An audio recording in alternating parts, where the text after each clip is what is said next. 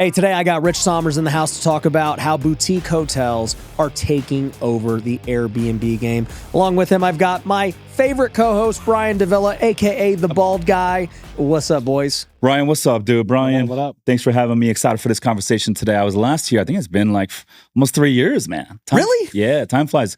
It was summer of 23. So, 2.5 years ago. That's crazy. Time flies, dude. Yeah, dude. It's been cool watching everything you're doing with the hotels and all of your programs and everything else. And so I'm excited to get the update because Airbnb is really hard. And I've been kind of sounding the alarm on it for a while. But now I think more and more people are coming to acceptance that unless you're just really, really good at it, it's really hard. Yeah. No, 100%, man. I've been saying this for a few years now. I got in the Airbnb game back in 2019. And from 19 to like early 22, you could just buy a 4-bedroom house anywhere, put some IKEA furniture in there and do pretty well. But I tell people now that I get in the Airbnb game, I'm like, guys, Airbnb is going away in a lot of markets around the country. We saw what happened in New York City. We saw what happened in San Francisco. We saw what happened in LA. I live in San Diego. They slashed the Airbnb supply from 17,000 listings to 5,500. There is 8 million Airbnb listings in the world today. And as Airbnb goes away, it's bringing more demand to the boutique hotels. People are still going to travel, but the days of the millennials, the Gen Zers wanting to go travel at the same and stay at the same hotels that our parents or grandparents once loved, you know, the big branded hotels, the Marriotts, the Hyatts, the Hampton Inns, those days are over. Just like the restaurant industry, people are really favoring these experiences, these boutiques, these one-off vibes that they can go and share with their friends on Instagram. Yeah. It's interesting about the restaurant industry. I was reading the other day, I think, what's his name? David Chang, big famous chef. He was talking about how the restaurant industry is changing so much now because these Gen Zers aren't drinking. And, you know, alcohol is like their biggest margin. You know, it's like $20 for a cocktail, which costs like $2. And because of that, restaurants are struggling because they got to make up the profit from elsewhere. And the only other way to do it is just to charge more for the food. And nobody wants to pay, you know, $50 for a chicken. So it's like they don't really know the answer because they've never experienced people not wanting to drink. Yeah, I'm friends with a couple really good restaurant operators out there in San Diego. And if you look at all the trendy neighborhoods in San Diego, I'm sure same thing here in Vegas. If you go down the Vegas Strip, you know, any good restaurant, they don't start a second one with the same menu, the same brand. It's usually the same restaurant group, but it's a completely different menu, completely different brand, and that sort of thing. And that just shows what people want in today's environment. It's kind of like Tulum, where that one group owns like the whole strip, and they're all just different hotels, restaurants, like all this stuff. But I think it's called Rosa Negra, if I remember correctly. But anyways, let's get back to the hotels. And I mean, with boutique hotels, you know, restaurants and amenities and all these things play a role in it. Yeah. Like, what are you defining as a boutique hotel? By definition, a boutique hotel is any hotel that's non-branded, it's non-flagged, so it's not going to be a Hampton, it's not going to be Ramada Inn, a Marriott, Hyatt, but it's independent. And then also by definition, less than 100 rooms. For us, you know, we're really targeting stuff that's 60 rooms and under. Okay. Why? Because that's where we're finding a big gap in terms of where we can buy these properties. They're underperforming. They're more likely to be owned by mom and pop ownership. And, you know, the mom and pops right now, there's 40 million retiring baby boomers that are, you know, happening in the country right now between now and the next 7 years. A lot of their hotels are tired. They haven't been renovated in decades. They're not using any technology. They're not on all the OTA marketing channels. And they're certainly not using AI. And so in that 60 room and under kind of price point, we can come in, buy them at a discount and force a lot of appreciation. Often we're 2Xing, sometimes even 3Xing the value of these properties in 18 to 24 months. Yeah, you know what I like about that model too is unlike Airbnb where, you know, you're a single family home and you're tied to the value of the properties around you, whether they're Airbnbs or not. Yes. You know, you're now in commercial where it's a business. Yes. You know, at the end of the day, they're buying a business. So and real quick, once you realize that formula, you know, if you're an Airbnb investor right now listening to this, you know, no matter how much your single family home makes as an Airbnb, you know, it's going to be tied to what the comps are selling for across the street on a price per square foot basis, generally speaking. Yeah. But once you learn that commercial real estate, you know, formula, NOI, net operating income divided by cap rate, it's hard to go back to the residential stuff. So the more we can increase the income, the more we can decrease the expenses, the more we can force our appreciation, which is why we love the boutique hotel game. Yeah. Do you guys have a minimum amount of rooms? Because I know you don't want to be above 60 because you're seeing a gap there. And the big boys are all, higher. But I assume you don't want like a 5 unit or a 10 unit. Like you don't really get economies of scale. Yeah, so there's a couple kind of like reflection points within the number of units. So you can get away with something small like 7, 8, 10 rooms if you are going to operate remotely with the self-check-in, self-checkout model without any sort of like on-site staff outside of housekeeping. That keeps the expense ratio low. Now, once you get a little bit bigger, or if you have a hotel that's not conducive for a self-check-in, self-checkout model, and you need front desk, let's just say maybe you're in an area where you get a lot of walk-in traffic, a lot of walk-in reservations, you need some sort of front desk component. You need someone greeting the guests and that sort of thing. Once you get there, you really want to be north of 30 rooms to have a little bit more economies to scale. I've never heard of anyone walking into a hotel and checking in. I see it on the movies and like motels and stuff. You got a room for the night, but like, I don't know who's in a town and they don't know where they're going to sleep that night and like just doesn't look on their phone and book. I've actually done that. So I did a Cali trip and we stopped in Santa Barbara and I couldn't find anything on Airbnb. For some reason, everything that was listed on Airbnb, once you try to book it, it wasn't available. So then we just went to the beach and then we started just going into. But you didn't go on like Priceline or something and just look for a hotel? No, everything was booked. For some reason, we couldn't book it. But that was on Airbnb. Did you look at like actual hotels? Like all the websites. Really? We ended up finding like a little boutique hotel. It wasn't 60 units. It's probably like 12 or something like that. Yeah, and those are the areas where you're going to see it a lot. So we have a hotel in Bodega Bay, which is an hour north of San Francisco, Bay Area, Sonoma Coast wine country. But a lot of people traveling up and down Highway 1 up there, and they're like, hey, cool beach town. Yeah, let's stop. Let's get a room here. Let's call it quits for the day. Yeah, get all the checkers. And there's only 5 boutique hotels in the entire kind of market, and so you get a lot of drive-through traffic in those kind of areas. But dude, I'm with you. I'm like, I've never once just walked into a hotel and said, hey, do you have any vacancy? Yeah, I'm like, hey, maybe old people too. Yeah, like if you get old people that are kind of driving around, they'll probably stop. Older people, yes. In that region, you do see some older people that are retired, kind of driving up. I think I'm going to Vegas. I'll find something. And I'm not going to use my phone. I'm just going to start walking everywhere. And we did a Cali trip last year, and then we did like a trip across America. Dude, you're always in California, bro. Yeah, exactly. So, but we did a trip across America. We went to Denver, St. Louis, all these places, and I just drove straight there, and I looked for cool stuff, and then just booked a hotel there. So do you mostly buy in California, or are you like buying all over the country?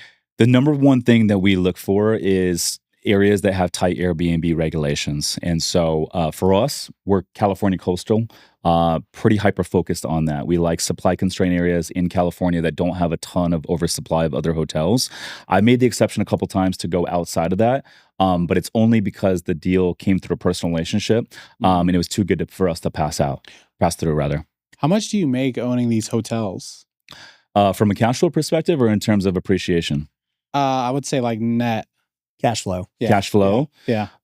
So for us, we always underwrite for a stabilized double-digit cash on cash return after we stabilize the asset and refi our money out. Yeah. But the 3 things that we really look for is this: we got to buy in a good location. We can't replace the location. So for us, we love beachfront stuff. We like areas like in California to where people are always going to be traveling.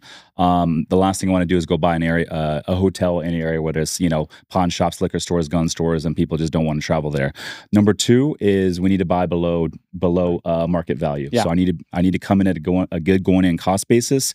And then number 3 is we got to have a clear path to add value. If we can have all those 3 things and it makes sense, we'll do the deal. And then as soon as we stabilize and refi our money out, we always underwrite for a double-digit cash on cash return post-stabilization after refinancing our money out. So you're trying to get everyone's capital out with the refinance. Yeah. And then just keep it yourself. Yeah. So then you have. Well, no. Our investors stay in these deals. Oh, yeah. But we just like to recoup a lot of our capital, which kind of juices the returns. Yeah. But it also means that we were able to force a lot of appreciation and really increase the NOI. And there's a lot of different levers that we can pull in order to do so. For example, everyone in America today, if you go stay at a hotel, I don't care if it's a 1-star hotel or a 5-star hotel, everyone's expecting to pay some sort of fee. Yeah. Hotel Del in Coronado, Blackstone just bought that not too long ago. They did a $500 million renovation. I stayed there like 3 months ago. Yep, gorgeous hotel, right? It was great. Right on the beach. Yeah, they just had finished the big renovation, they told me. And this is why we like to buy stuff that's beachfront, is because those hotels always have high demand. You can charge high to ADRs for them. But Blackstone did a $500 million reno, and they just did a refi on that asset. And guess what that thing valued at? What? $1.7 billion. Wow. What'd they buy it for? $1.5 million a door. That's crazy. That's crazy, right? What'd they buy it for? $1.5 million a door. It was, I want to say it was around 700. Yeah, so they're in for 1.2. 1.2, which is valued at 1.7. Yeah. And, I mean, there's so many rooms in that freaking hotel. Yeah. It's huge. No, it was a good experience over there. But anyways, what I was saying with the amenity fee and these fees that people are expecting to pay, I was at Hotel Del with my girlfriend during the holidays. They do like the ice skating on the beach, during the holiday season, which is pretty cool. But we're sitting at the hotel bar right there in front of the ice skating rink where we're closing out for dinner. The bottom of the receipt, they have this little fee there. And the fee actually is like a 1% fee on everyone that's dining there, getting drinks, but it goes towards their renovation, which is crazy. So anyways, what we do with all these hotels is we'll put in a amenity fee at the hotels. And so we'll find a way to include some sort of like free breakfast. Sometimes we'll leverage our housekeepers to bring that in. We'll typically put in like a fire pit, jacuzzi, some sort of amenities, surfboard rentals, beach cruiser bike rentals. And by doing so, we can implement an amenity fee. And let's just say for simple math, we implement a $20 a night amenity fee. And let's just say a hotel is a 24-room hotel. We're looking at 365 nights in a year. And let's just say that we average a 72% year-round occupancy. We're now increasing the NOI by $126,000 just by implementing that fee right there. Like I said, guests are already expecting to pay it. You're actually, producing and, giving them some sort of accommodations out of it. So you're enhancing the experience. But at a 7% cap rate, we're increasing the value of that asset by $1.8 million. And so, that's one example of how we're forcing a lot of appreciation with these hotels right now. But I guess let's just use that 24-door example. How much does the owner actually make after all expenses from owning that property? So like I said, the cash on cash, we like the low double-digit returns. And then we like to force a lot of appreciation in terms of, increasing that NOI. If you want to look at like a return profile, like I would say when we underwrite these deals, we typically have a 10-year target hold period because I don't know what's going to happen in the short to midterm. As far as, where we are in the rate environment, we've been in a high interest rate environment for 48 months now. And granted, the Fed just came out and did 3 rate cuts to end 2025, but we'll see where this leads us. But anyways, I want a long-term window. I believe the way to build true long-term wealth in real estate investing is to buy in good locations, let time do its thing, let inflation do its thing. And let's not forget the Federal Reserve has printed 80% of the money supply since 2020. Now, a lot of those chips have been off the playing field with the high rate environment. But as the rate environment normalizes, and it will normalize at some point, we're going to see a lot of that money re-enter the arena. But to answer your question, 10-year time horizon. Well, I guess Brian's looking for more specific. What are you so let's just say the 24 units going for, what are they going for per door right now in these markets? As far as the sales comps? Yeah. So in California, most of the sales comps on average, you're going to look, you're going to see stuff trade between the 200 and 300 a door kind of range. Okay. So let's just use like a 20 unit building in Cali. 300 a door is a $6 million valuation. My guess is you guys are trying to pick it up at 200 a door, knowing that you can push it to 300 a door. Yep. And then maybe you're all in at 250 a door and, you got a current value of 300 a door. Yeah. I guess Brian's question is, once you have debt in place, and obviously it takes time to stabilize it and get those values, it's not going to happen overnight. But what is the cash flow on that at the end of the day at, call it a $6 million property that's leveraged at, call it 80% of value. We're at, what is that? 4.8 million loan, $6 million value. Yeah. Is it like apartments where it's kind of like you break even and you're forcing appreciation and then the money's made when you like sell later? No, it's not. It's very the cash flow is a lot higher than like multifamily. And then it's seasonal as well. So obviously like in your peak seasons, summer season for a lot of markets, you're going to have a big boost. And then slower seasons are going to be like your January, February for most markets, especially in California, unless you're like in a ski area. But I'll give you like a example of a couple deals we've bought. So the first one I ever did was a small 10-room beachfront hotel. And if you're listening to this right now, and you're in the Airbnb game, like this is a deal that anyone that's done a couple Airbnbs could easily transition to. That's good. So That's 10 rooms, beachfront hotel up in an area called Shelter Cove, California. This is up by the Oregon border. Gorgeous black sand beaches, hiking trails. You can look the property up online. It's called the Black Sands Inn. And you go to blacksandsin.com, check it out. But anyways, this was built in 2003, mom and pop ownership. They had owned the asset for 18 years. This is the only piece of real estate they ever owned. And they weren't using any booking channels. So they weren't on hotels.com, booking.com, Expedia. They were not on Airbnb. The only thing they had was a direct booking site. They never had exceeded $180K in gross revenue top line in any year. And they seller financed the deal. So they sold it to us for 1.5 and some change. They seller financed 70%. So we put 30% down. To give you perspective, they had acquired the asset for 1.9 and some change 18 years prior, even with all the inflation and appreciation organically here in California. And so we picked it up 1.5. We put about 450 in. So we're all in for just under 2. And we took the revenue from 180 to almost 600 in about 12 to 18 months through a renovation, better marketing, better tech, AI. And then one thing we also did with that asset is we took the innkeeper suite. We don't need an on-site innkeeper to manage these smaller hotels. A lot of these boutiques will have a innkeeper suite, which is often the nicest room on the property, often full living room, full kitchen, sometimes even 2 bedrooms.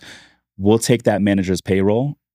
We'll operate it remotely. So now that payroll expense drops to the bottom line. We'll renovate that manager's unit. We'll bring it online for additional revenue. So we took the revenue from 180 to almost 600, bought the property for 1.5 and some change. August of 2022. In August of 23, it appraised for 4.5 and some change. So we 3x the value there with that asset.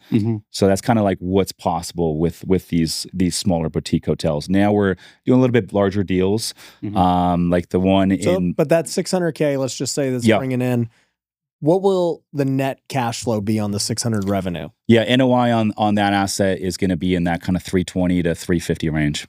That's good. And that's because we operate it remotely. Now, the assets... That's paying the mortgage and everything too.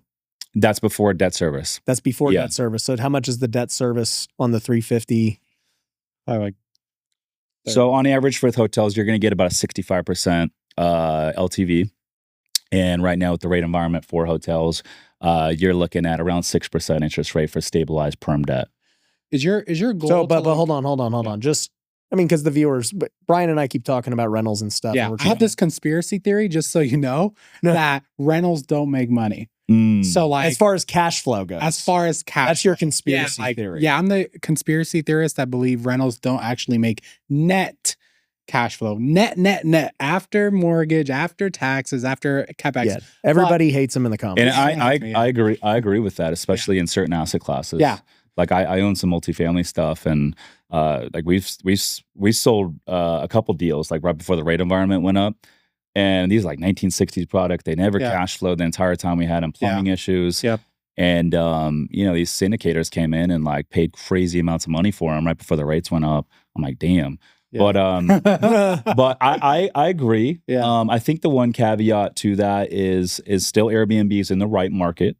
Yeah. Like I got an asset in Scottsdale luxury that does really well. And I think buying boutique hotels in the right area can do very well as from a cash flow perspective. Other asset classes like industrial, I don't know. Yeah. I'm not an expert in those asset classes, but I will say, boutique hotels done right is the one caveat to that. But but just to finish this thought, right? Like, let's just say, so the debt was refied at $2 million because that was the all in, and you got this $4.5 million. Or if you took more cash even out of it, then the payment's higher now. So it's like the mortgage on a $2 million loan, $2.5 million loan in commercial right now is probably. Well, we could do the math right now. So let's just say $20,000 a month. Let's just say a $2 million loan at 6%.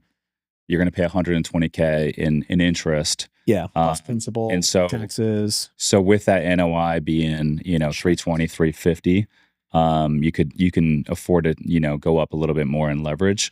They're all looking for about a 1.35 DSCR coverage ratio. Yeah. And that's going to be, give you a little buffer to cover the debt service and then a little bit more on top.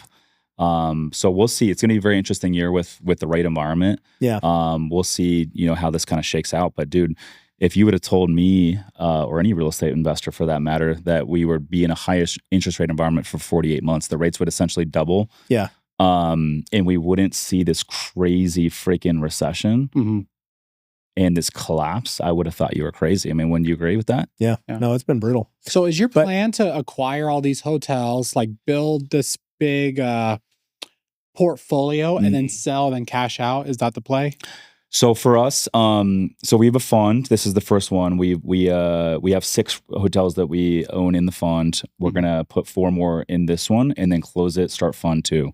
So each fund will have 10 boutiques. And then when we get to kind of that 10-year target hold period, we'll go to the marketplace and we have 2 exit strategies. So number 1, all the hotels are individually branded. They all have their own direct booking site, their own Instagram handle, so we can exit individually to individual buyers, or we can package them up and go to market with a portfolio of 10 cash flowing boutique hotels in California. And by doing so, we would attract more institutional buyers that will pay a premium for the economies of scale. Those institutional buyers in the hotel game are not interested in 1 or 2 of these things. It's just not big enough.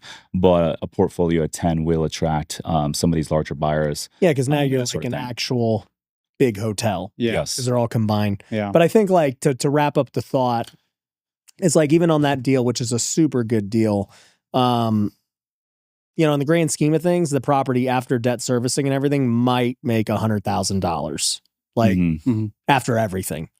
But it went up in over $2 million of value. Yeah. In 3 years. And so this has kind of always been my point with rentals, even before the rates went up. I was saying this back in 2020, 21. I'm like, look, you can go after cash flow or appreciation, but appreciation is always going to be far better in the long run, right? And it's like, all right, cool. It makes $10,000 a month. And that's like the best 10 unit ever, right? Because we're talking on a beachfront property, like hotel. We're not talking like multifamily. Because most multifamily guys, we got Cardone coming on later, but I know even guys like Big Cardone, GC, let's go, baby. I'm gonna ask GC. I'm like, how much do your rentals make? Yeah. But like Cardone, I already know for a fact, like they have to put down so much equity to get it to even cash flow a little bit. Yeah. I think they buy them cash, don't they? Right. That's what I'm saying. Like some they got to even buy cash just to get them to like cash flow. And so this is kind of the thing. It's like, you're either going to just play the long game, even with the best of the best rentals. And like, you're playing the 10-year time horizon of like, hey, in 10 years, we expect this thing to be worth 8 million, whatever the number is.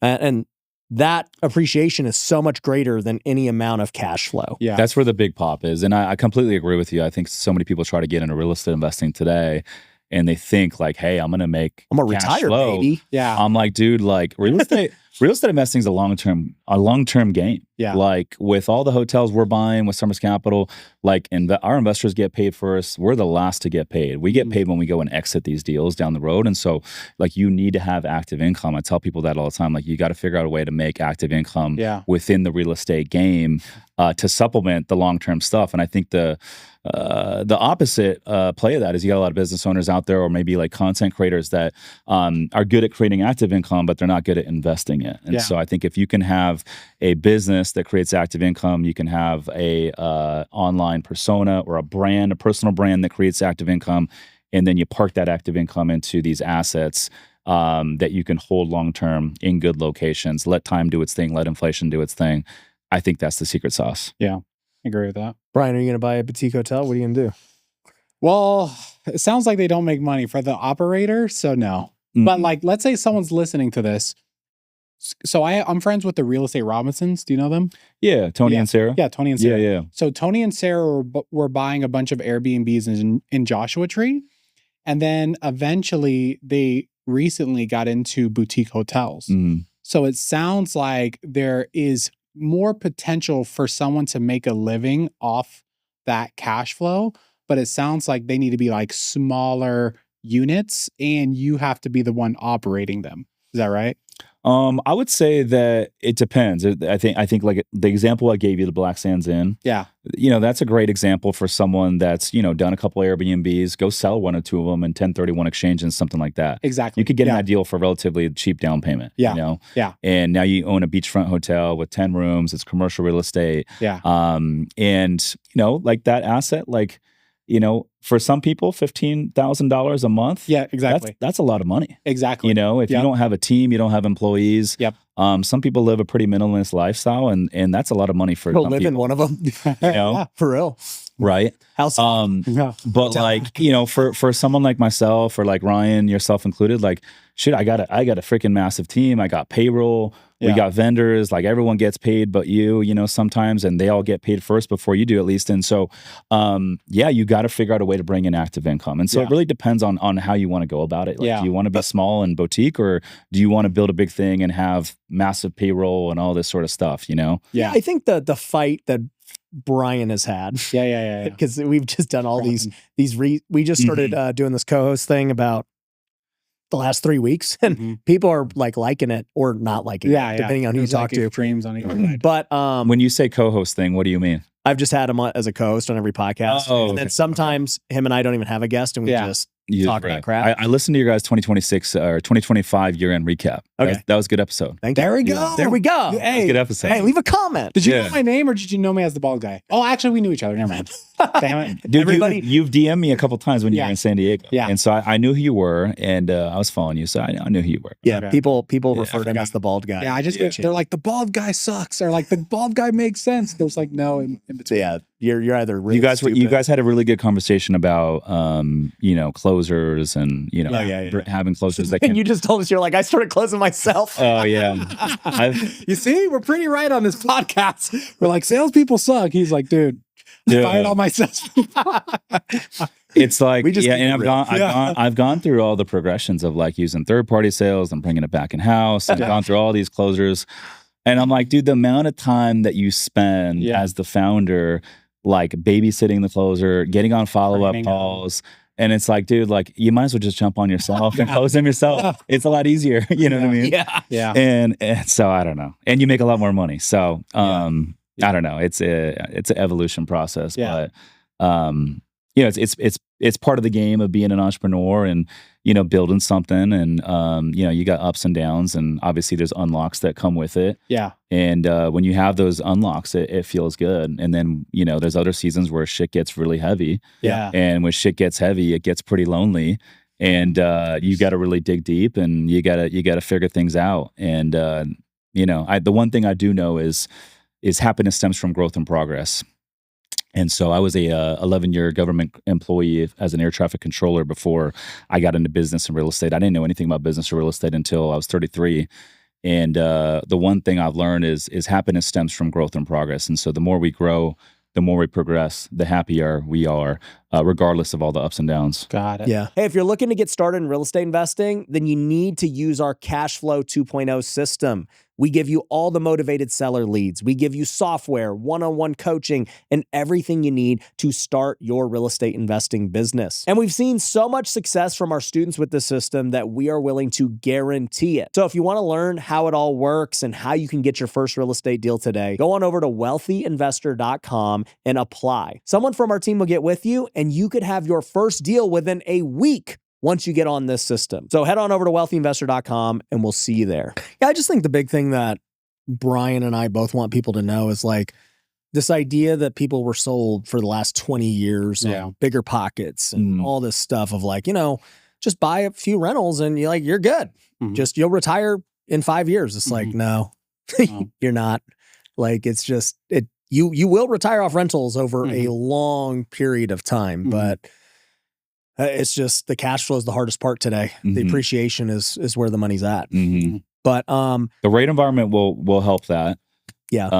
But yeah, I feel you. It's not what it, I got in the game, listening to Bigger Pockets episodes, and they're just like, hey, go buy a couple rentals. You're going to retire off $10K a month in passive income, go post up on the beach and everything's going to be gravy. Yeah. But honestly, like, I think that false hope is what gets you in the game. Good. And negative. And it got me in the game.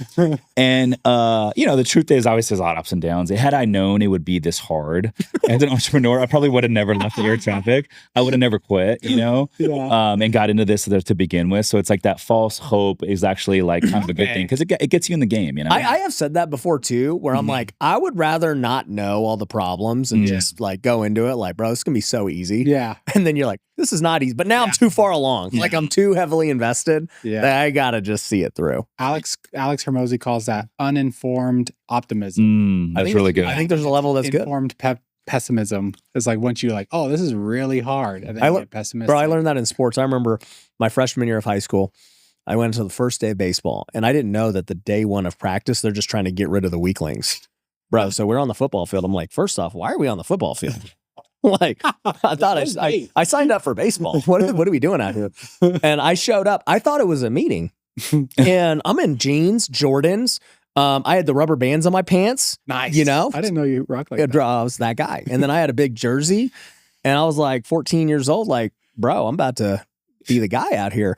I'm like, what are we doing on the football field? And it's hot. This is Vegas in September. He's like, all right, everyone on the line. I'm like, okay. I'll take off my backpack. Like, what are we doing? Bro, we start running 100-yard just back and forth, nonstop, dude. This is going on for like, at first I'm like, okay, this maybe will last like 10, 15 minutes. Bro, it went like an hour. And people just kept dropping off like every 10 minutes by 10 minutes. Dude, had I known, like walking out there that was about to be what I was going to walk into, I'd be like, screw this, dude. This is not what I signed up for. But I was already in it. Yeah. I'm like, bro, I'm 30. I don't know when this is going to end, but yeah. How much did you guys make playing baseball? No money. I was making $1,200 a month playing baseball. That's crazy. I made $6,000 a year. Damn. And I did that for 8 years. So I made 8 times 6.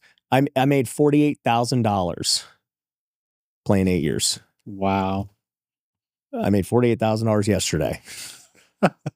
Which is crazy because I feel like a lot of these kids that are on the come up in baseball, to have the right training facilities, to have the right mentorship, that stuff costs a lot of money. Yeah. Oh yeah. My parents invested so much money into me. You know what I think is a hot take?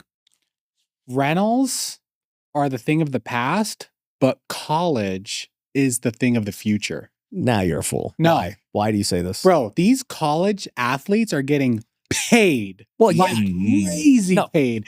It's not college is the thing of the future. It's still sports is just going to get you paid. But I'm saying like now there's a real reason for people to send their kids to college. Like back in the day, it's like you're going to get free college.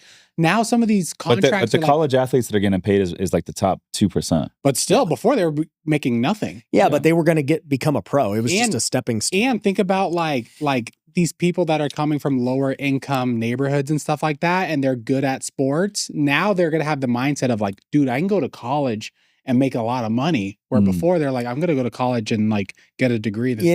Well, no. I mean, these, I really don't think it changed anything. I don't know. I disagree with that. You weren't an athlete, but I'll tell you, it's like I am an athlete. A guy with authority. Like these guys were first off before NIL already getting paid. Okay. Number one, they're getting paid under the table. Were they? Oh yeah. Damn. Bro, who did we have on here recently? I'm not going to say. No, I'm not going to say. But we have a guy in M19 who was on a national championship team. I won't say which because I don't want to get, but I was like Alabama. There's not many. And I was like, bro, because back then we were talking about NIL because we're like, similar age. And I go, how was it back then before NIL? Were people like getting paid the way they are? Yeah. And he goes, oh yeah. Like it was always happening. These dudes with the NIL, always making money. With the NIL, it's kind of crazy. Like these head coaches of these big programs have become like capital raisers. So that's all they are. I just had the head coach of San Diego State men's basketball squad, Brian Dutcher, on my podcast, And he's like, bro, all I do with my time now is raise capital. Wow. That's all he does. They're funds. Because the more they can raise, the better the players they can recruit. It's the same thing. Now. So back to the real estate stuff. You know, I've talked a lot about my different difficulties with the market over the years. Just you know, I lost millions on my house flips and things, and you know, praise God that I was able to get through it and pay back investors and other stuff. But you know, like, I mean, I still have a couple of bad deals right now, and it sucks, and it is what it is. Like I just it was a million lessons all condensed into just a very short period of time. Yeah. And we talked about it on the podcast you referenced for some things and different stuff, but like, what have been some of the biggest lessons that you've had to learn the hard way? Yeah, out of curiosity, when you mentioned a couple of those deals that went bad, what was the biggest mistake looking back? I think there was two main mistakes. Mistake number one was that, at least in terms of the house flips, I just had too much risk exposure. So I was flipping 50 houses, you know, at a time when the market changed. And unlike, you know, maybe a long-term investment where you can wait it out, you cannot wait out a flip. You actually lose money the longer you wait. There is no waiting it out. And these flips that we have in Vegas, they do not cash flow. So you can't even refinance and keep it. Like you'll be negative 1,000. If your DCR, it needs to be, you know, 1.5 or whatever. Bro, these are like 0.5. Yeah. So you can't even, there is no second option other than to sell it and take it Is out. The co-living thing an option for some of these flips that can't sell? But they still wouldn't refi because they're not going to give you that income. I see what you're saying. So it's not even have to re-renovate it. And yeah, I'm gonna renovate it to have 20 rooms and you know, whatever. Yeah. So, and furnishing costs and all that, which doesn't make any sense. So anyways, my biggest mistake, number one, was that I just kept exposing myself to that much risk, even though I didn't have to. Like, it was one thing when that was my only source of income. And it's like, this is the only way I make money. Therefore, it is what it is. I got to just keep taking risk. But at that point, I had all these other businesses that were making money, and in many cases, more money. And yet I'm still over here with this massive risk that I'm holding for no reason, just because I'd always done it. And that's what always was what I did. So I just didn't properly adjust to my new situation. I would say the second thing was, the big other mistake I learned was, I mean, going into the capital raising side on the fund, we started a fund. And so we bought maybe like 5 deals, and 4 out of 5 have been great. One's been a big old nightmare. What asset class is this? Multifamily. Okay. And literally bought every single one of them at the wrong time. So praise God that 4 or 5 are actually good, because, you know, first one we bought was the end of 21. The rest were in 22. And that's when everything changed. And you bought them on floating debt? Everyone was different, but some, Yeah. But we already exited one and actually got double-digit returns. And so that was great. But you have a co-GP on those that are operating the deal? Yeah. Who do you work with? I got multiple guys. On every deal's different. Like basically the GP would bring me the deal, we would raise, and that's how we would do it. Got it. But long story short, what I realized going through that situation was that I'm just like, dude, you know, as the GP, you don't even make that much money, because if we're running in a typical fund 80-20 or 70-30 or whatever, you know, you're making 20% or 30%. But, you know, you're in charge of managing everything. And, you know, then if you have a co-GP, you're splitting that. And I just kind of looked at it all and I'm like, dude, I can just make more money elsewhere. You know, like, why am I having to raise all this money and then manage all these units and like all this stuff? And it's just like, and I'm not to say funds are bad. Like, you run a fund, lots of successful people run funds. Actually, you know, the richest, biggest companies in the world run funds, Blackstone and all this stuff. Yeah. But I just kind of realized it wasn't what I want to do long term. So I'm a control freak, so I could never like partner like that and then raise capital and then just like put it in someone else's hands. That's me personally. But you know, I agree with you. As a syndicator or a GP, like, you're getting paid last. You get a little acquisition fee. We don't even. Yeah, that eats up just your overhead for the years of managing it and making no money. We don't take an asset management fee. Yep. Our investors get paid first. We prefer return. Yep. And so we don't make our money till we exit. And for us, it's a 10-year hold period. Exactly. And so That's why I'm like, what supports all my payroll is my active income. Exactly. It's not the hotels. Yep. Yeah. And that's the point I'm making to people. It's like, I'm not a hater. Yeah. I've just literally done everything. Exactly. Like, I know what it is. I So had Brandon Turner on my podcast real quick, and at the time he owned a lot of real estate. $1 billion. Yeah, it was like a lot. And I was like, dude, how much do you make from your rentals? He's like, oh, nothing. I was like, you own $1 billion or 1,000 units and you don't make nothing? A lot of those multifamily guys have been pretty quiet lately. They were talking big game back in 2021. Yeah. But a lot of those guys, like, I host a ongoing real estate meetup in San Diego. Yeah. And a lot of those multifamily guys, they don't come to our meetups anymore. Yeah. Brandon's still doing good, but there is a lot of guys that I've talked to and know that just completely went under. Well, and that's the thing too. It's like, the market dramatically shifted, and most, I don't know most, so this would be an exaggeration, but I mean, if you bought in 21, 22, you're probably underwater. That's just what it is. We bought 2 larger deals in 21 out in Greensboro, North Carolina. The Arbors Townhomes, 150 units, and then Timber Creek Apartments, also in Greensboro, 145 unit garden style community. Co-sponsors with my mentors, but those 2 deals, Freddie floaters, interest rate environment doubled our debt service with the lender required reserve. Essentially tripled our debt service. And so, 18 months into those deals, we had to refi into, 5.5 fixed. But the good news is we didn't have to put cash in. One of them, we were able to do a little cash out. We bought them well. We still own those today. But, obviously our time horizon and our expectations have, had to be tapered because of those deals. And it's part of the learning curve as well. But so what do you think is the biggest thing you learned over this span, the last bunch of years doing this? Couple things. So, in particular, the hotel game, for me, I think as the progression, has kind of shifted as a real estate investor, I want to buy in sexy locations because, as you mentioned at the top of the show, a lot of the money in real estate is when you sell. It's the appreciation. It's not the cash flow. And early when I got in the game, I was buying C-class apartment buildings in the Midwest, Cincinnati, Indianapolis. Hell yeah. And, I was like, it's cool, little cash flow, workforce housing, type of tenants, a lot of problems. But now I'm like, dude, the money's not in the cash flow. So I'm like, I want to buy in sexy locations on the beach. And I want sexy assets that we want to hold long term, and that's kind of how my progression has shifted. Now, I think the biggest risk to hotel investing is when you're buying these hotels, you're shutting down the properties to do these big renos. It's not like a multifamily deal where you're renovating 4 or 6 units a month and you still have decent occupancy. A lot of these hotels are shutting down the entire property for 3 months, 4 months, 6 months. Yeah, nobody wants to stay at a renovated thing going on in a luxury hotel. And so there's no income coming in, and so you still have your fixed monthly expenses, insurance, property taxes, your debt service.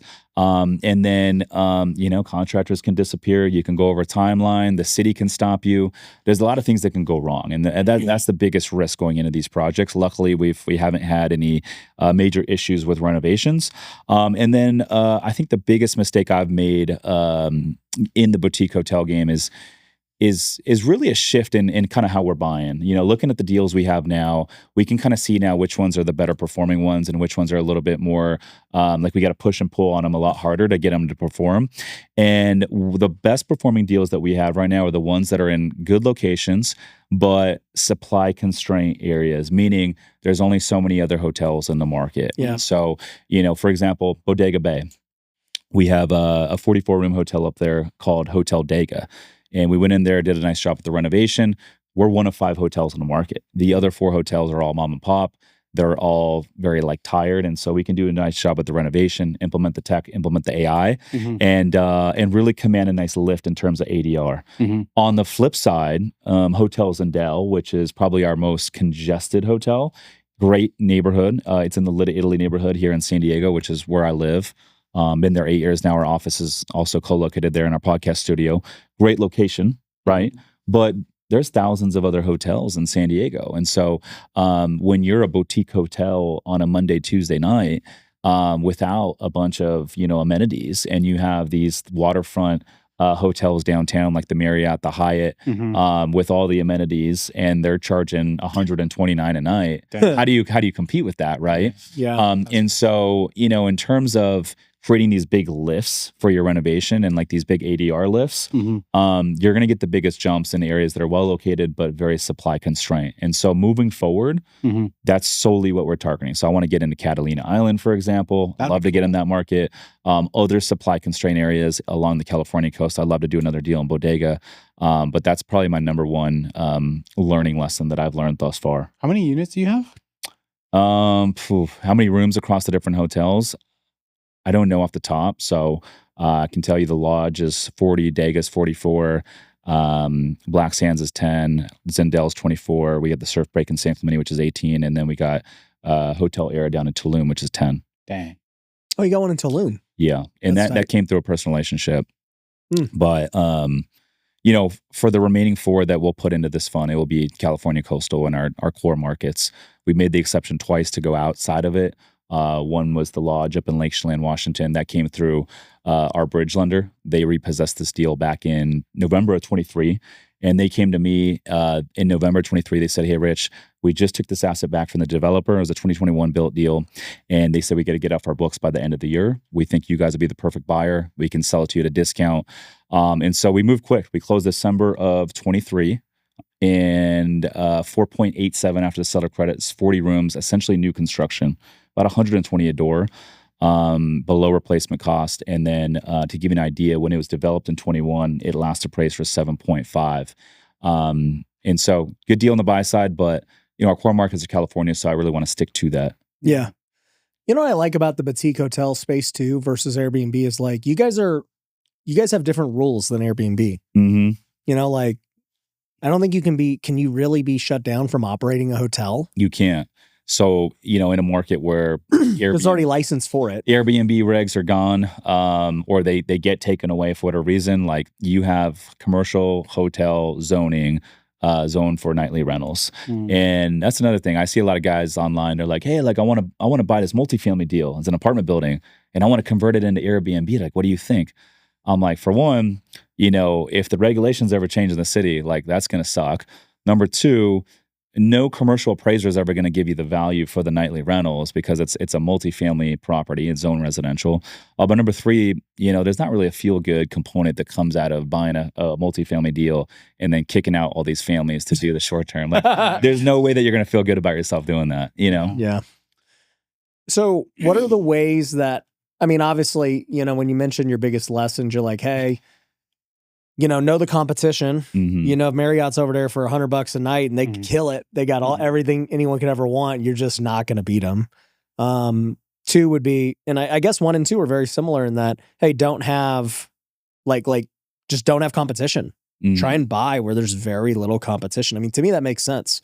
When I bought in Big Bear back in 2017, I started buying Airbnb. It was like a new thing. Nobody was doing it yet.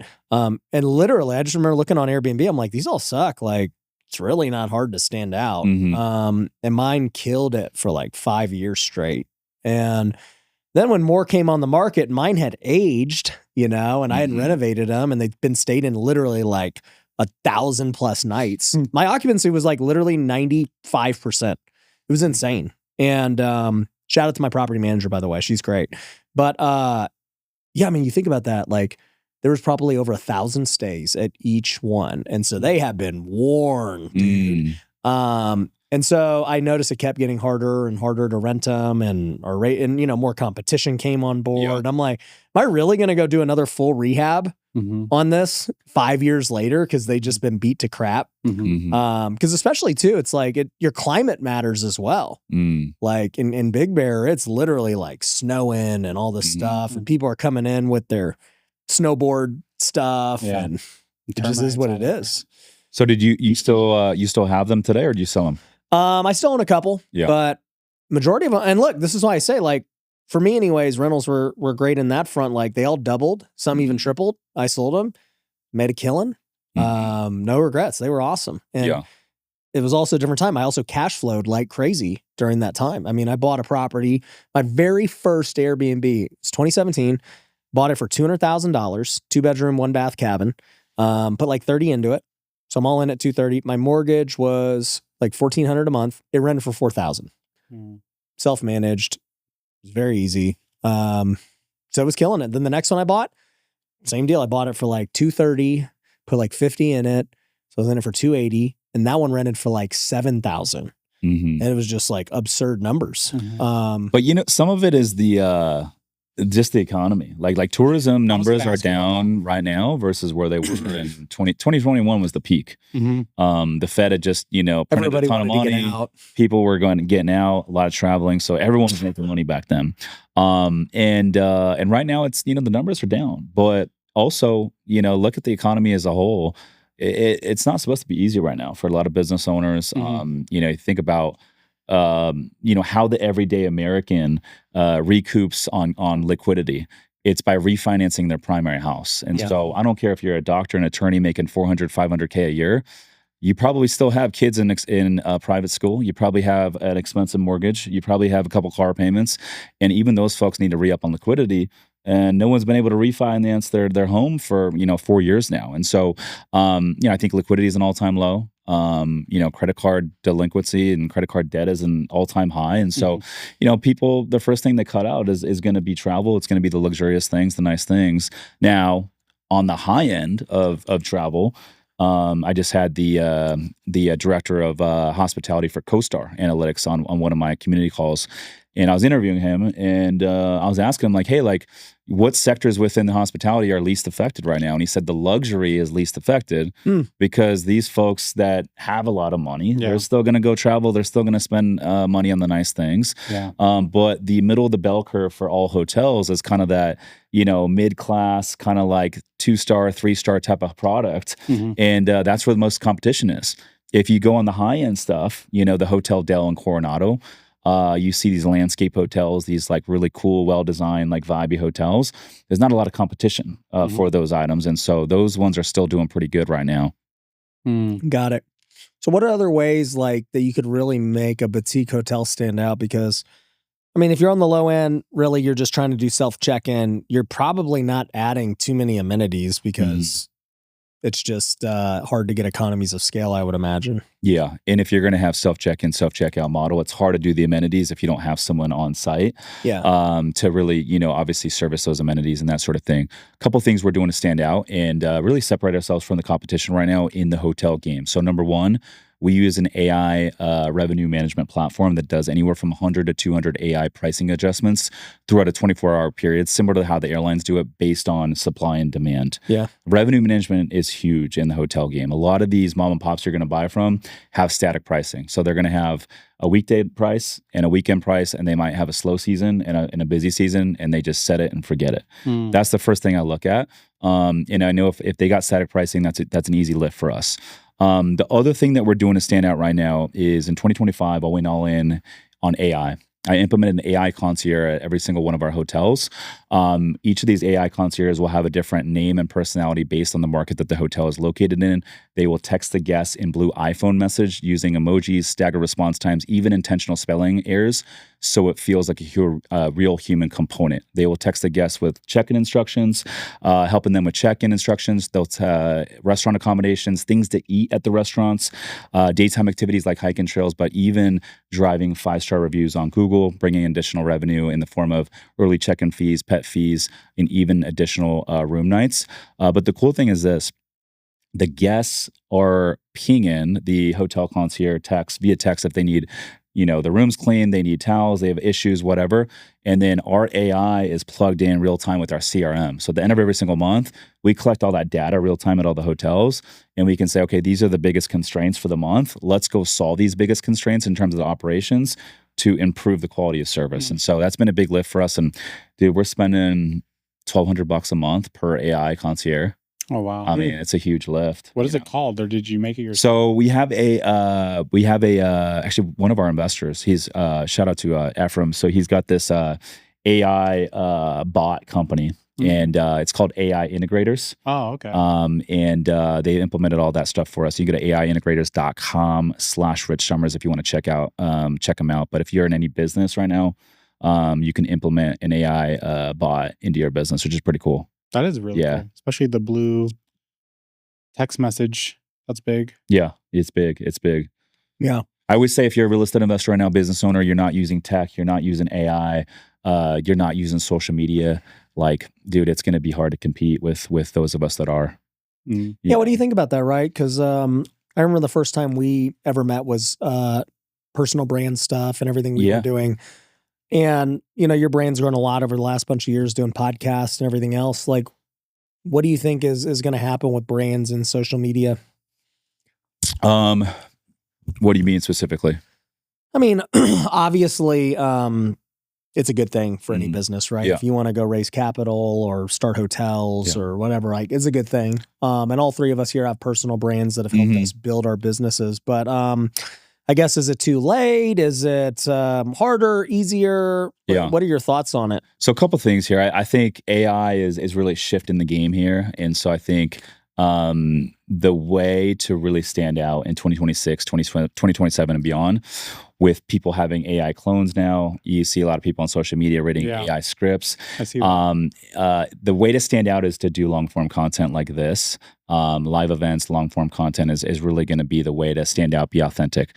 The other thing is this: all these platforms right now, if you look at TikTok, Instagram, Facebook, Twitter, Threads, YouTube, and then the long form, which is going to be Apple Podcasts, Spotify primarily. If you look at all those audiences, and you're a business owner right now or a real estate investor listening to this show, out of all those audiences, hands down, the most intelligent audience, the most sophisticated audience, the highest net worth audience, the ones that are going to become your best clients, the action takers, are going to come from the long form. YouTube videos, Apple Podcasts, Spotify. They're not sitting there scrolling 30-second TikTok videos. Yeah. I don't have investors that can stroke a $250,000 check scrolling TikTok. I don't care if I grow on TikTok, right? Yeah. Now, the one thing I will say is this: the way that algorithms are shifting is very important. So what worked 2, 3, 4 years ago to grow on social media no longer works today.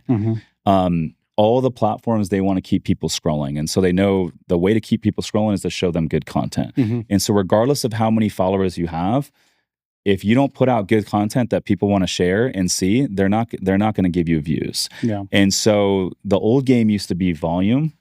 The new game is not volume, it's quality. And it's split testing everything. And so we have this entire funnel. Dan Martell uses the same thing. I'm good friends with Sam Gaudet, his creative director, and I'm working with the creative director for the first time this year, Brian Cochran. And so the way we run everything is completely different. And so we'll run a podcast like this. And right after the podcast is over, my media team will chop up all these clips and they'll test it at scale on TikTok and test it at scale on Instagram trial reels. I don't care if I grow on TikTok. The truth is I don't have investors on TikTok.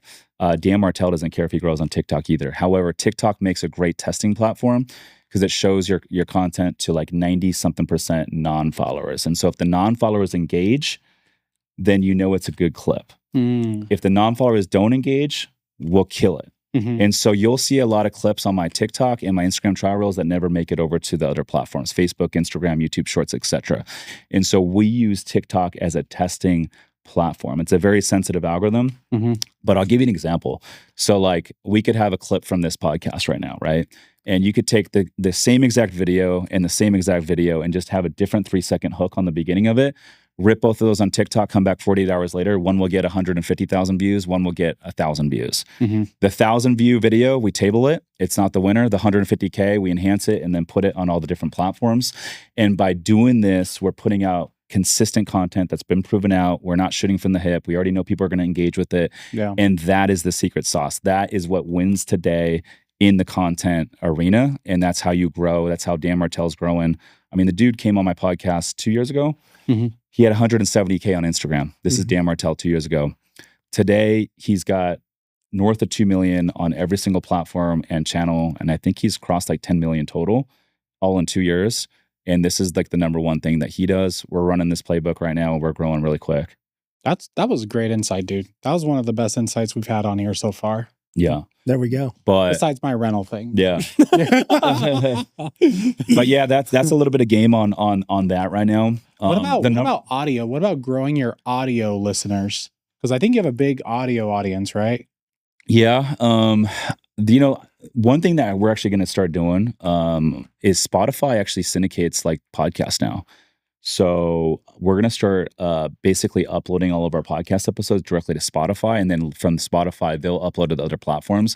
But they're rewarding podcasts for doing that and like really promoting like new listeners and like putting our stuff into new stuff. So we're going to start testing. Or we still use Buzzsprout. We do too. So we're going to switch it up a little bit and see what that looks like. But yeah, I really think podcasting is really the way of the future, man. So I'm excited for it. But do you think in 2026 someone should still start a podcast? 100%. Really? Oh, dude, if you're a business owner or a real estate investor listening to this right now and you don't have a podcast, like I think it's undervalued attention. Brian, I'll put it to you like this, bro. So in 29, because people come up to me there all the time. They're like, yo, Rich, like I'm late to the podcast game. Must be nice. I missed that boat. I'm like, no. The podcast game is just getting warmed up. So in 2019, we had 274 million podcast listeners worldwide. Damn. We just ended 2024 with 504 million listeners worldwide. So the number of podcast listeners worldwide is doubling every single 5 years like clockwork. It's undervalued attention. I think the extreme example of this is look at Joe Rogan. The dude's done 3 episodes a week for 18 years. Damn. He might be the most powerful dude in the world right now, has the ability to pick up the phone, call presidents, ex-presidents, Elon Musk, Jeff Bezos, any celebrity, professional athlete, movie star, or musician, and they'll all drop what they're doing to go hang out with Joe. It's not because of his UFC stuff. It's not because of his stand-up comedian stuff. It is because of his podcast. And so I think it's a platform that's undervalued right now. And I think everything's really just going that direction. It's hard to build trust with a 30-second TikTok, 45-second Instagram reel. But if you can get people to go listen to your podcast, it's a huge bonus. Also, you know this, like the biggest hack of the podcast is not just leads for your business. That's not just the ability to hire and retain better quality people. It is access to other individuals that you otherwise wouldn't have access to. It puts you in the right rooms. Yeah. I can't count how many conversations and like nuggets I picked up from all my podcast guests, either in the conversation or after the recording, to where I'm like, damn, that was so good. I'm going to implement that into my business and my personal life today. And you never know what kind of doors or opportunities those relationships will lead to. You know this just as well as I do. But here's the other thing. Bro, a lot of my podcast guests have become clients of mine, investors of mine. I've had people come on the podcast and before we even start recording, they're like, hey, I'm going to invest $100,000 with you. So like, there's so many benefits of having a podcast. Even if you don't have a ton of downloads or listeners, like it's still freaking like, it's such a huge ROI. I think it's the biggest ROI lever you could pull as a business owner today if you are not making the kind of money that you want to be making. And it's the best leads. People that listen to your podcast, like those are leads that are like, they're ready to rock. They're warmed up, dude. Yeah. You know? I always tell people like, the thing that makes people buy is trust. And the only thing that trust can be built on is over time. Like you don't just trust somebody after hearing them for 30 seconds, right? You don't even trust somebody after hearing them for 30 minutes. But, they call it like the 7-hour rule. If somebody spends 7 hours with you, they'll do business with you. And so it's like, all right, how do we get as many people at 7 hours as possible? Well, podcast. Yeah. Long form. Yeah. So I've been kind of like running that mantra for a while. And like even I was looking at our stats the other day. In the grand scheme of doing this, just on YouTube, I mean, I don't know what it is when you count audio too, but it was like almost 5 million hours over the life. So you're like, okay, people have watched what I've had to say for 5 million hours just on YouTube. And you're like, all right. Clearly, like people don't listen just to listen, like they've gotten something out of it to keep listening. So, yeah, and M19 even taught me that. We were talking about my golf mastermind, and I was like, when I launched it 5 months ago, I launched it and just had this crazy instant success. And many of those people were like, bro, I've been listening to you for years. There was just never anything that you sold that I wanted. They're not real estate investors or interested in whatever else I was doing. But the moment there was something they had interest in, they're like, bro, I'm in. That's a great insight. Yeah. Probably for you too. There's probably more products and stuff that you can come up with that your current listeners just don't have. Yeah, honestly, like similar to the M19 thing. And by the way, congrats on that. I think that's awesome what you're doing. Is we rolled out this yacht workshop. And I was thinking of like last year, I'm like, how can I leverage the boat to like help more people, and like, build a bigger thing. And so I was like, you know what, let's do some yacht workshops. And so the last Friday of every month, we're doing a yacht workshop on personal branding. That's really tailored towards business owners, real estate investors that are looking to scale their personal brand via podcasting, social media, ideations, formats, all that good stuff. And so that's been a really good kind of lead magnet. And so, I encourage all listeners that are listening to this right now. It's like, hey, like, think creatively. Like, what is a really unique lead magnet that's contrarian to the marketplace that no one else is doing? Yeah. And go test that and see if there's demand for it. And you don't have to go all in. I'm a big fan of just testing stuff. Go on social media and see if there's demand for it. If there is, lean into it. If not, then like table it. Yeah. You don't need to spend a lot of money and time, like, coming up with the perfect plan. Just go test it. Yeah. It's funny because I tested the golf thing for years before I ever made it an official business. And it was always successful. It just, every time I would do it, people would buy it, and it was great. And then after the success of it, I started thinking, because people were like, what if I don't like golf? Like, how do I take this same idea? And I was like, you can literally do it with any kind of like hobby or passion, right? Yachts, cars, watches, hunting, guns, Pokemon cards. Literally, you could do it anything. But now, granted, rich people, if you want to attract higher level people, like certain things, right? And so clearly golf is one of those. Yachts would be one of those. Cars would be one of those.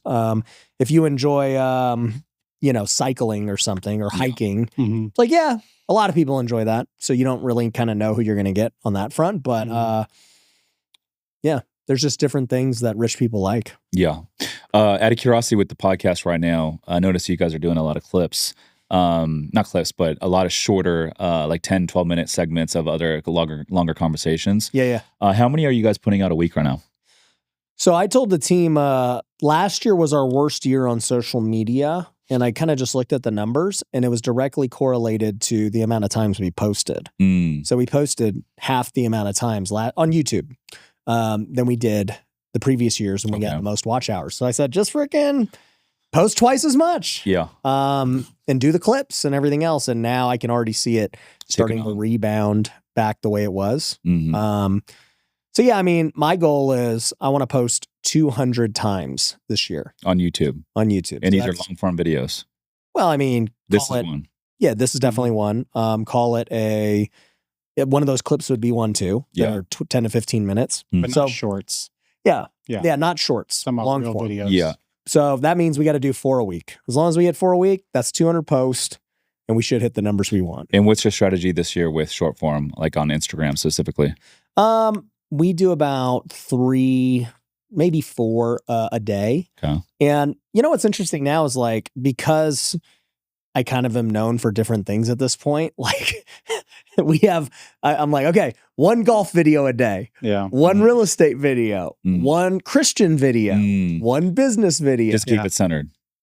Yeah, because like sometimes they'll just put out like 10 Christian videos in a row. And I'm like, if somebody came to my page, they'd be like, is this guy like a pastor, or like, what is he deal? Right. Yeah. And if you do 10 golf videos in a row, they're like, Yeah. wait, does this guy do business, or like, is he just a golfer? Yeah.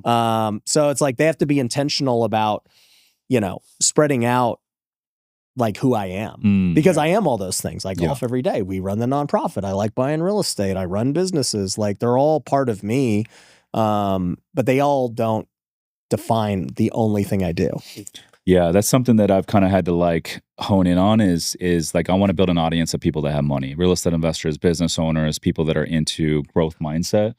And so it's like, how do you do that? Well, it's like, you got to talk about money. You got to talk about business. And I think it's good to have some other things. Like I love boating, so I talk a little bit about that, but that attracts rich people. Rich people like boating too. Fitness, mindset. I think that's big as well.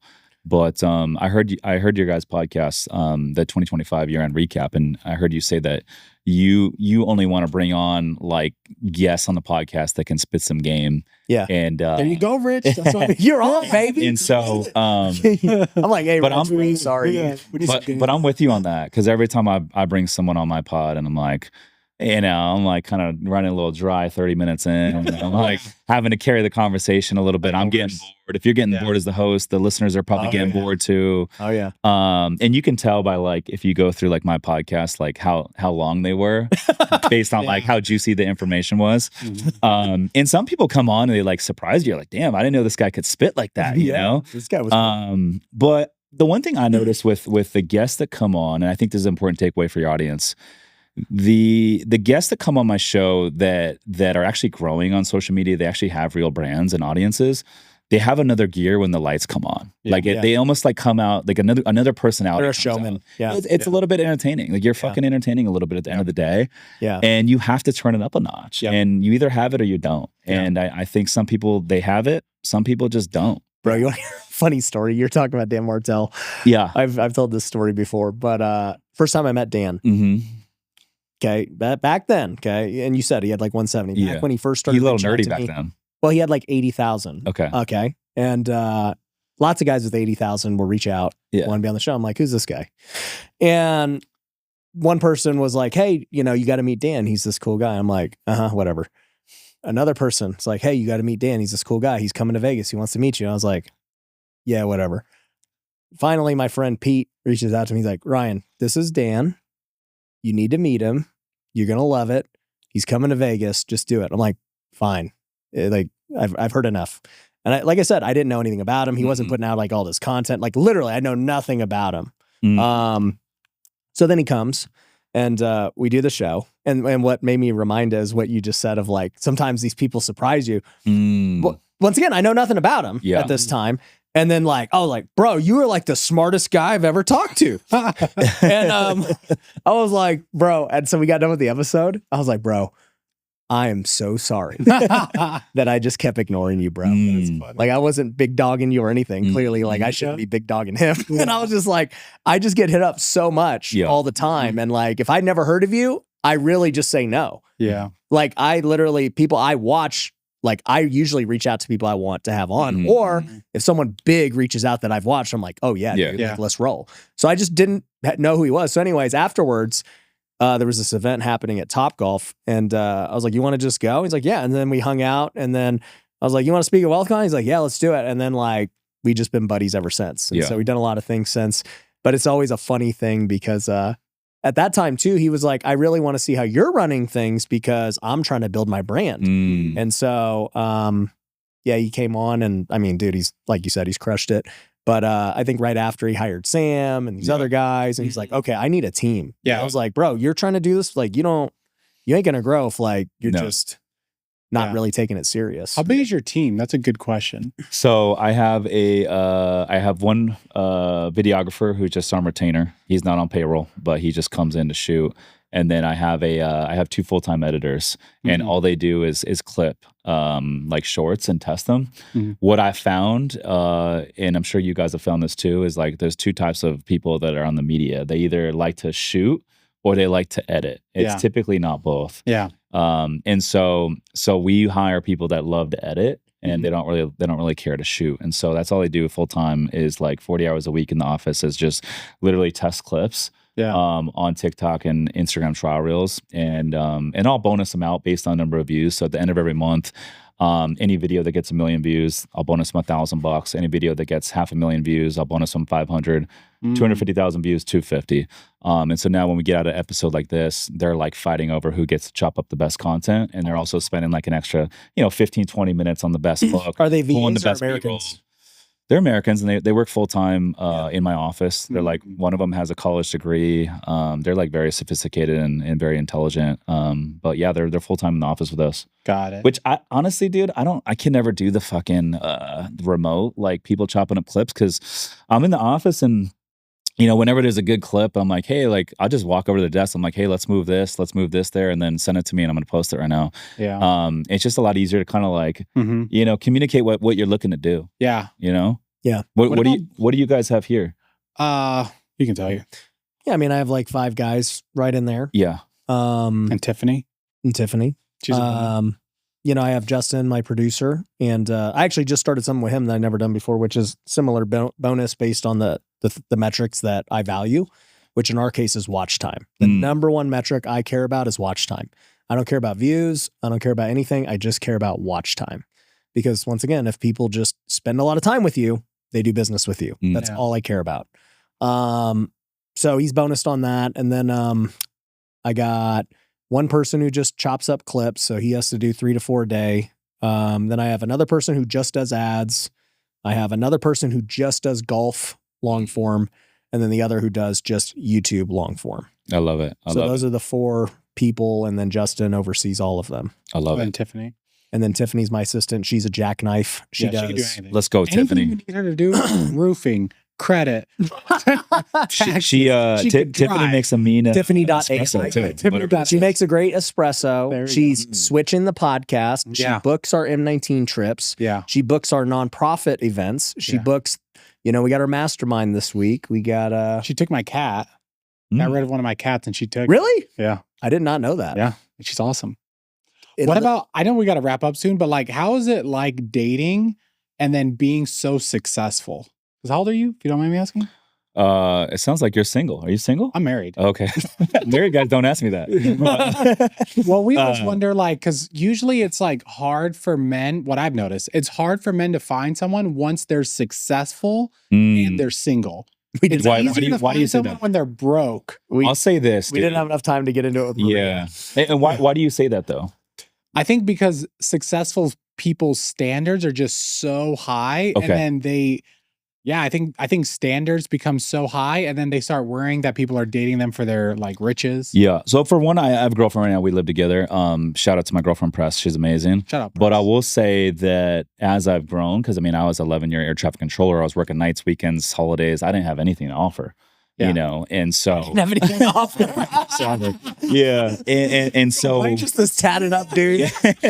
and so I, through this evolution over the last 6 years, I've noticed that like every time I have been single, like through those 6 years, like the quality of woman that I can attract has gone up. Yeah. It's gone up and up and up and up. And so, that's been cool to see. And it's also validation that like, hey, like you're growing, you're progressing.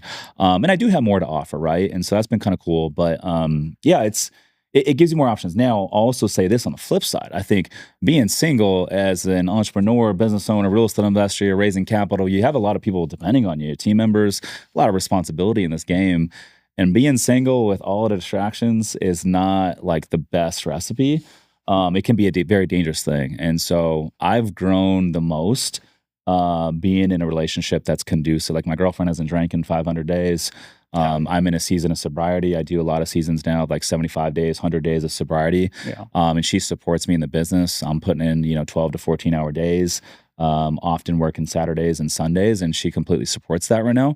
And so, being in a relationship where someone supports the overall vision and the overall goal, and holds you truly accountable to reaching your full potential, and turning your dreams into reality is one of the biggest cheat codes out there. Do you think, I don't know your guys' future with marriage or anything like that, but do you think kids and stuff would change that? Or are they on the horizon or?